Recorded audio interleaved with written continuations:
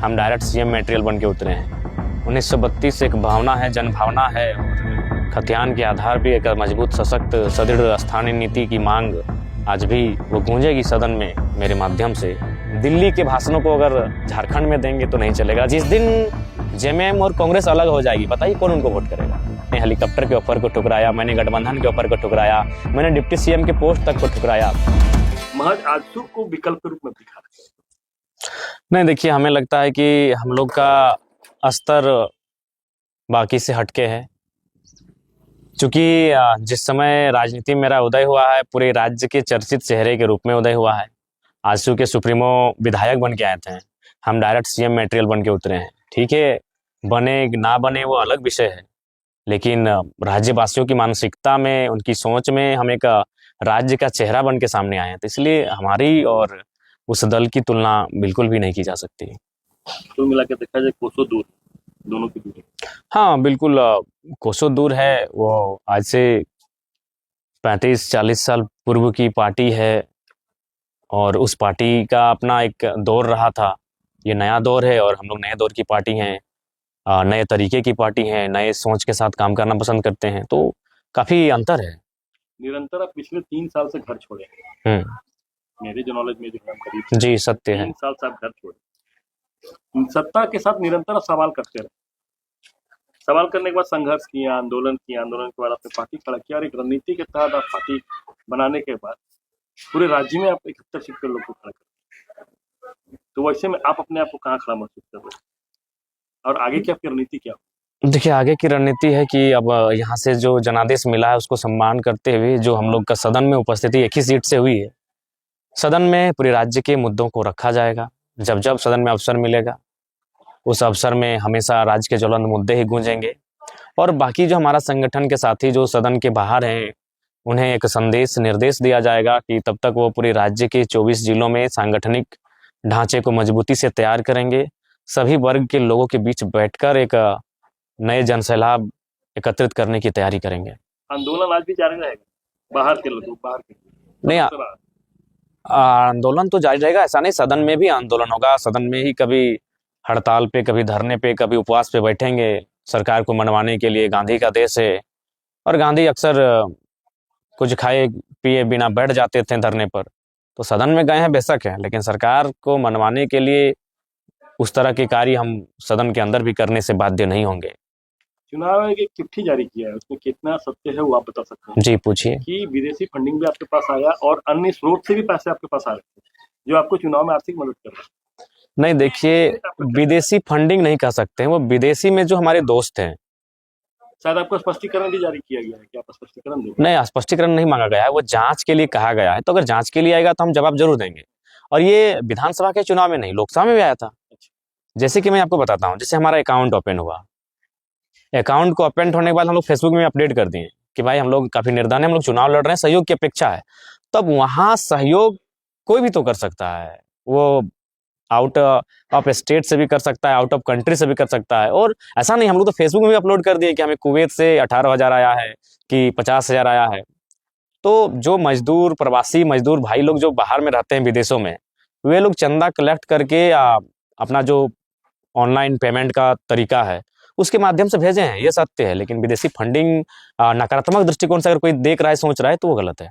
1932 का सवाल आज भी खड़ा है, 27% का आरक्षण आज भी आपका? हाँ बिल्कुल, आज भी, चूंकि 1932 एक भावना है, जनभावना है और खतियान के आधार पर एक मजबूत सशक्त सुदृढ़ स्थानीय नीति की मांग आज भी वो गूंजेगी सदन में मेरे माध्यम से। और बिल्कुल पिछड़ा वर्ग इस राज्य की रीढ़ है। बेशक इस राज्य को आदिवासी राज्य के रूप में पहचान मिला है, जो ठीक है, हम भी उसका समर्थन करते हैं। लेकिन इस राज्य में 40% से ज़्यादा, अगर माइनॉरिटी को भी अगर छोड़ दें तो 40% से ज़्यादा, और माइनॉरिटी को फिर ऐड कर लें तो 54 से 55% बैकवर्ड्स आते हैं। तो उनके बारे में भी सोचना चाहिए सरकार को। और 27% का जो आरक्षण है वो बिल्कुल मेरी मुखर होकर इस बात रखूंगा। आपके नज़र में एनडीए का हार का सबसे बड़ा वजह क्या है? एनडीए की हार का सबसे बड़ा कारण वे स्वयं है।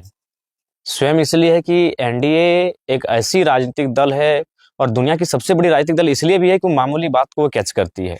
आज हेमंत बिश्व शर्मा जब आए प्रभारी, सह प्रभारी बन के, तो बिल्कुल उन्होंने बहुत बेहतर कार्य किया एनडीए के लिए। हम भी सुन रहे थे, हमारे दोस्त बता रहे थे कि कोई पंचायत अध्यक्ष भी अगर रूठ गया था तो उसको मनाने के लिए आता था, कोई प्रखंड अध्यक्ष रूठ गया था तो हेमंत बिस्वा सीधे उनको मनाने के लिए आते थे। निरंजन राय को हेलीकॉप्टर में उठा के ले गए, लेकिन उनको जब एक पंचायत अध्यक्ष का रूठना दिखा तो 1932 का खतियान क्यों नहीं दिखा? झारखंड के युवाओं की नाराजगी क्यों नहीं दिखी? विस्थापित पलायन हो रहे युवाओं का दर्द क्यों नहीं दिखा? सरना धर्म कोड की मांग क्यों नहीं दिखी? कुर्मियों का रेल टेका आंदोलन क्यों नहीं दिखा? यहाँ उन्होंने या तो नजरअंदाज कर गए, या तो उन्हें लगा कि हिंदुइज्म का कार्ड को यहाँ भी खेल जाएंगे। तो एनडीए को जानना चाहिए कि झारखंड एक कल्चरल स्टेट है, ये रिलीजियस स्टेट नहीं है। ये जंगल, जमीन, झाड़, पहाड़, पर्वत, नदी, नाला, सरई का पेड़, ये पलाश का फूल, ये एक कल्चरल स्टेट है। इसकी आइडेंटिटी मांदर की थाप में है। तो यहाँ से वो जो अपना हिंदुत्व को लेके आते हैं, देखिए हिंदुत्व हर एक धर्म का हम सम्मान करते हैं, लेकिन चुनावी एजेंडा उनको यहाँ इस विषय को नहीं बनाना चाहिए था। यहाँ उनको विस्थापन को बनाना चाहिए था, उजड़ रहे झारखंड को बनाना चाहिए था, खतियान को बनाना चाहिए था, और सरना धर्म कोड की जो मांग है, कुर्मियों का जो रेल टेका आंदोलन है, इन विषय को उनको मुद्दा बनाना चाहिए था। तो शायद वो बेहतर अपने आप को कर सकते हैं। तो अगर वो चुनाव में बुरी तरह पिटे हैं तो कारण वो स्वयं है। वो दिल्ली के भाषणों को अगर झारखंड में देंगे तो नहीं चलेगा। झारखंड विविधता से परिपूर्ण राज्य है, इसका व्यवहार अलग है। पिछले 3 साल से जिससे आप निरंतर लड़ते रहे, सवाल करते रहे, आपका एक ही सवाल लोगों से भी आप कर रहे किए कि जो सत्ता में रहेंगे उन्हीं से सवाल करें, जो सत्ता में नहीं उनसे क्यों सवाल करें। बिल्कुल। हेमंत की वापसी का एक बड़ा कारण, आपका सवाल हमेशा निरंतर उनसे होता रहा, लेकिन एक सबसे बड़ा कारण क्या है जो, और एक बेहतर काम की, कौन सा बेहतर काम किए कि इतना पूर्ण बहुमत के सरकार के साथ वापस? देखिए, बेहतर काम और नहीं किए, लेकिन ये जो मैया सम्मान योजना, कह सकते हैं कि आम व्यक्ति को, इसके लिए एक आपको हिटलर की एक कहानी, चूंकि समय थोड़ा सा लेंगे। हिटलर एक बार सदन में आए थे और उन्होंने एक मुर्गा को लेकर आए थे, और उस मुर्गे को सदन में जितने भी उनके, कह सकते हैं विधायक या सांसद जैसे हमारे बैठते हैं, उनके सामने एक एक पंख को नोच डाला, और पंख को नोचने के बाद मुर्गे को कुछ दूरी पर फेंक दिया, और उसके सामने एक एक दाना डालते गए, मुर्गा उठ के पांव पे आकर बैठ गया। तो हिटलर ने कहा कि लोकतांत्रिक देश में जनता के साथ यही करना चाहिए सत्ता में बने रहने के लिए। 5 साल इनके पंखों को नोचिए और अंतिम समय कुछ दाना डाल दीजिए ताकि ये चरणों में आपके आ जाएगा। उसी प्रकार उन्होंने मैया सम्मान योजना, चूंकि आर्थिक रूप से आम व्यक्ति इतना प्रताड़ित हो चुका है कि उन्हें 1000 रुपए बहुत बड़ी रकम लगी, और उसी में महिलाओं का रुझान दिखा, जो कि आप इनकार नहीं कर सकते हैं। हर जगह जयराम महतो भाषण देने के लिए नहीं ना पहुंचा था। अगर हम हर जगह पहुंचते तो शायद मैया योजना की काट भी हो जाती। हम डुमरी में थे, हमने डुमरी में काट कर दिया। बाकी जहां जहां भाषण देने के लिए पहुंचे, मैंने उनके जो ये योजना, जो क्षण भंगुर की योजना थी और अर्थव्यवस्था को ले डूबने की जो योजना है, इसका मैंने काट किया। लेकिन बाकी जो हमारे प्रत्याशी रहे वो, या फिर बाकी जो विपक्ष के भी प्रत्याशी रहे, वो काट नहीं कर पाए। तो यही कारण रहा। और उसके बाद कहीं ना कहीं आज जो राज्य में एक समीकरण है कि देखिए, चुनाव अब मुद्दों पे नहीं होता है। कोई भी चुनाव, नेशनल का चुनाव रहे या स्टेट लेवल चुनाव है, अब एक चुनाव का मुद्दा होता है कि जो एनडीए है, एनडीए की ओपोनेंट एक जोरदार विचार आइडियोलॉजी है। एक एनडीए की आइडियोलॉजी है और एनडीए के जस्ट एक अपोजिट आइडियोलॉजी है, उसी के आधार पर ये चुनाव होता है। तो लिहाजा एक समीकरण है झारखंड में, एनडीए के ओपोनेंट में एक समीकरण है जो बहुत बड़ा माने वोट बैंक है। तो विकास और उन्नति वहां मायने नहीं है और मुद्दा मायने नहीं है, बस कि एनडीए को डिफीट कैसे होगा।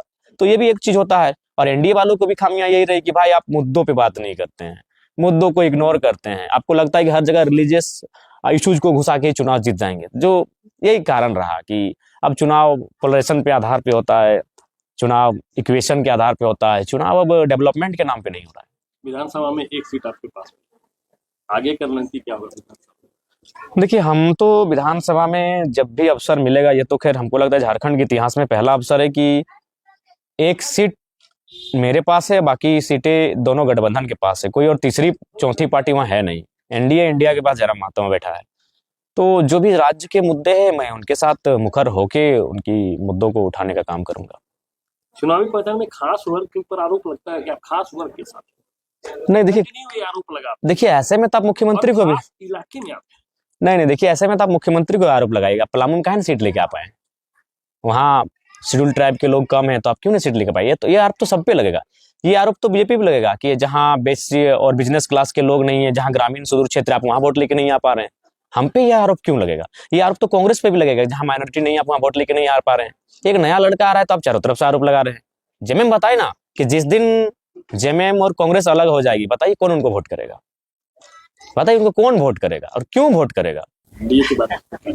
देखिए, एनडीए के बारे में मेरा ये स्पष्ट कहना है कि एनडीए के पास भी जो वोट बैंक है, वो कहीं ना कहीं जो एक शहरीकरण का वोट उनके पास है, वो भी ग्राम में पूरी तरह पिट जाते हैं। और ग्रामीण में वो तभी फिट बैठते हैं जब एक कोई ध्रुवीकरण लेके आते हैं, कोई एक भय का माहौल वातावरण तैयार करके जब एनडीए गांव पहुंचती है, तभी उनको गांव में वोट मिल पाता है। तो ऐसा अगर बात किया जाए तो एनडीए भी किसी विशेष वर्ग के लिए काम करती है और जेएमएम भी और कांग्रेस भी है। पूर्ण बहुमत की सरकार है, सरकार को आप क्या मैसेज देना चाहिए? देखिए, सरकार को तो यही मैसेज देना चाहेंगे कि गरीब जनता के आवाज को सुनी जाए और जनता जनार्दन ने जो आपको जनादेश दिया है उसका सम्मान रखा जाए। और आगामी जो 5 साल होगा वो झारखंड में जो अपने वादे किए थे, चलिए पिछली सरकार में, हम तो चाहते हैं कि नया सरकार में हम क्या वादा किए उसको भूल जाइए। 2019 की गवर्नमेंट में हमने जो वादा किया है उन्हीं बातों को आप रिपीट कीजिए, उन्हीं बातों को दोहराइए। आप जीएम लैंड की रसीद कटवाइए, आप 1932 के खतियान के आधार पर स्थानीय नीति बनाइए, आप 5 लाख युवाओं को रोजगार से जोड़िए, आप 30 करोड़ का ठेका एसटी एससी ओबीसी आरक्षण के साथ स्थानीय लोगों को देने का काम कीजिए। राज्य का विकास का एजेंडा आपके पास क्या है? देखिए, राज्य के विकास का एजेंडा है कि आपको करप्शन से मुक्त करना होगा। बिना करप्शन को मुक्त किए आप राज्य को डेवलपमेंट नहीं कर सकते हैं। आज हमारे पास गोपनीय सूचना है कि जो भी हमारे राज्य के बड़े पदाधिकारी हैं, उनका दिल्ली में उन गलियों में फ्लैट है जहां 15 करोड़ से स्टार्ट होता है। तो डेवलपमेंट का मतलब है इकोनॉमी। अगर आपके पास, आपकी जेब में पैसा नहीं है तो आप डेवलपमेंट नहीं कर सकते हैं। आपको अच्छा खाना चाहिए, अच्छा पानी चाहिए, बिजली चाहिए, सड़क की सुविधा चाहिए, यानी सारी चीजें इकोनॉमी पे है। और इकोनॉमी हमारी क्या होती है कि वो करप्शन की भेंट चढ़ चुकी है, वह नेताओं के आमदनी बन चुकी है, वो बड़े बड़े पदाधिकारियों की तिजोरी में समाहित हो चुकी है। तो करप्शन से अगर आप मुक्त कर पाते हैं, यदि आप ढंग से काम कर पाते हैं, तो बहुत सुंदर स्टेट है। निरंतर 3 साल में हमको लगता है लगभग आप 1 लाख नहीं, उतनी नहीं हुई। 50,000 हुई। नहीं, 50,000 भी बहुत ज्यादा है। अगर आप 3 साल की बात कीजिएगा तो हमको लगता है 5,000 सभा हुई है।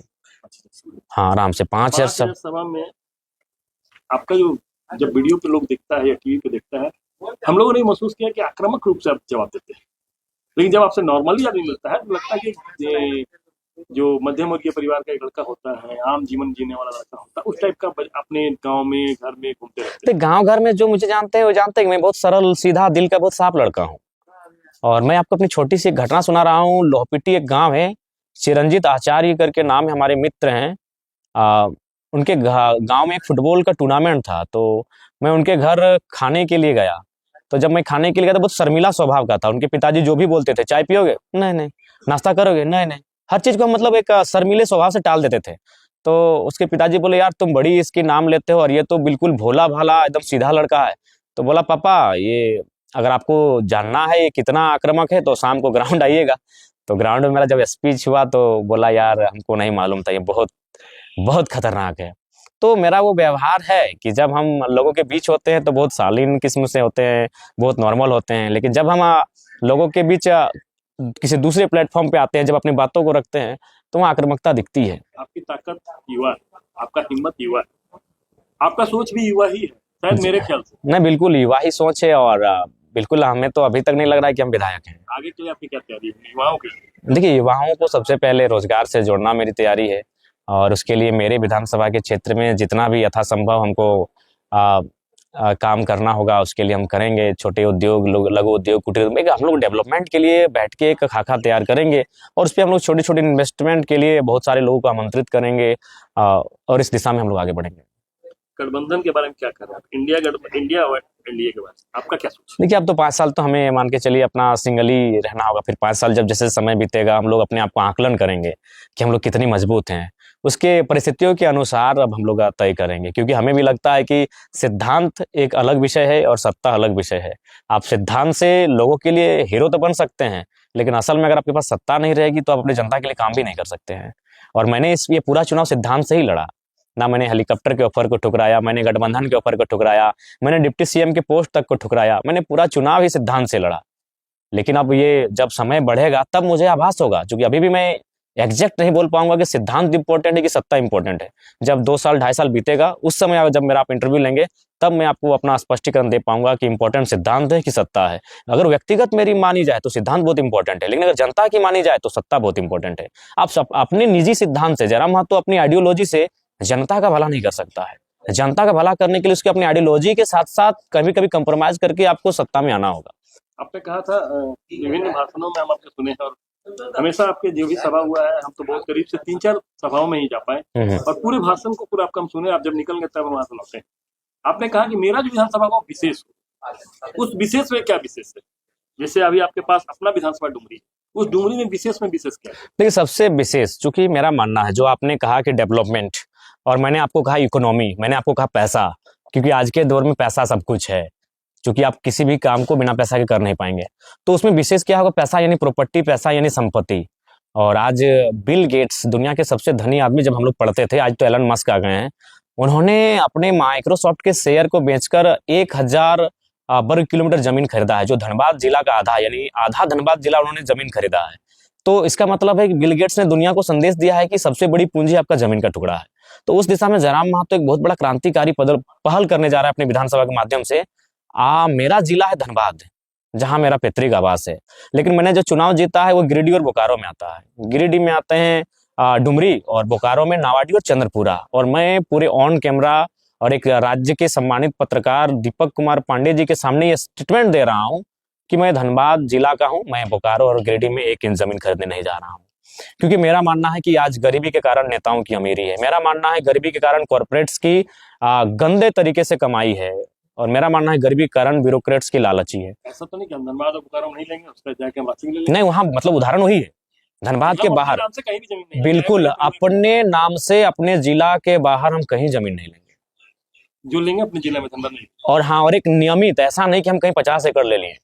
अगर कहीं मान के चलिए धनबाद की किसी कोने में लगा 2 डिसमिल का, कोई अगर ऐसा हुआ 2 डिसमिल, 5 डिसमिल, 10 डिसमिल, तो सोचा जाएगा। लेकिन आप कहेंगे कि 50 एकड़ 100 एकड़ एक साम्राज्य, तो आपको स्टेटमेंट देते हैं, नहीं लेंगे। एक लास्ट सवाल, और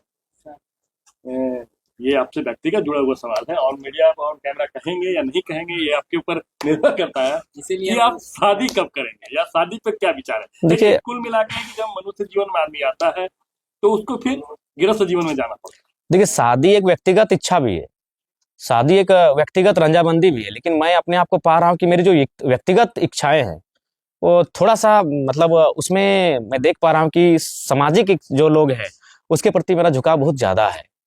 आज मैं जब विधायक बन गया तो मेरे लोग बहुत खुश हैं, नाच गाना जुलूस हो रहा है, लेकिन मुझे जीतने के बाद जरा सा भी फीलिंग नहीं हुआ कि हम विधायक बन गए। अभी 29 साल की उम्र में झारखंड में सबसे चर्चित युवा विधायक, और इस बार सदन का सबसे युवा विधायक हम ही रहेंगे, लेकिन एक जरा भी हमें कोई भाव मेरा बदला नहीं। तो इसलिए आज से जहां तक शादी का विषय आता है, अगर मेरी फैमिली की बात करें तो मेरे शादी के पक्षधर हैं, लेकिन मेरा मानना है कि थोड़ा सा देख लेंगे राज्य को, राज्य की परिस्थिति को देख लेंगे, फिर इस पर सोचा जाएगा।